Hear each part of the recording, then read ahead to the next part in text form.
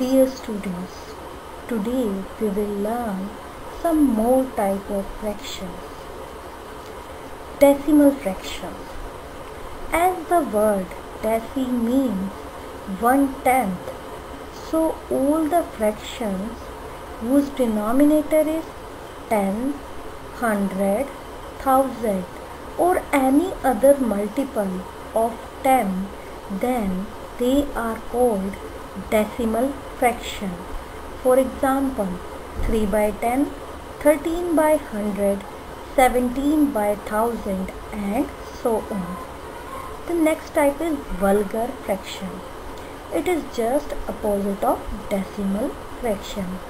As all those fractions which are not a decimal fraction are called vulgar fraction. Or we can say that if the denominator of a fraction is a whole number other than multiples of 10, then the fraction is called vulgar fraction. For example, 7 by 9, 3 by 11, 29 by 59. Another type of fraction are like and unlike fractions. Like means same. So the fractions which have same denominator are called like fractions. And unlike means different. So the fractions which have different denominators are called unlike fractions. The example of like fraction are 1 by 5, 3 by 5, 7 by 5 and 19 by 5. And the example of unlike fraction are 1 by 2, 3 by 5, 7 by 9 and so on. And one thing you have to note is that we can decide like and unlike fraction only on the basis of denominator. The value of numerator does not matter in this case. Now the equivalent fractions. Equivalent fractions are fractions which represent the same number. For example, Raghav divides the pizza into 2 equal halves and eats 1 half of it. Rahul divides the same pizza into 4 equal halves and eat 2 parts of it. Now share of pizza eaten by Rahul is equal to 2 parts out of 4, that is equal to 2 by 4. This can be further reduced to 1 by 2, that is equal to 0.5, and share of pizza eaten by Raghav is 1 part out of 2, that is equal to 1 by 2, and that is also equal to 0.5. So both the fraction 1 by 2 and 2 by 4 gives same value, that is 0.5. So both are equal, and these type of fractions are called equivalent fractions.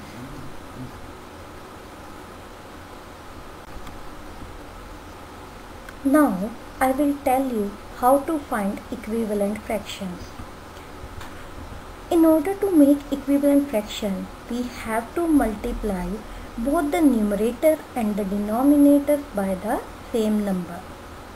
For example, we are taking a number 1 by 2 and I am multiplying it by 2, both numerator and denominator. 1 multiplied by 2 we get 2 and 2 multiplied by 2 we get 4. So the equivalent fraction is 2 by 4.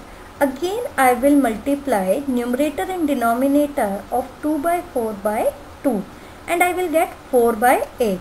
Similarly, multiplying 4 by 2 and 8 by 2 we get 8 by 16 and so on. So these are the equivalent fraction and each one of them can be reduced to the simplest form 1 by 2, and we can make as many equivalent fractions as we want. There is one more method to find equivalent fractions.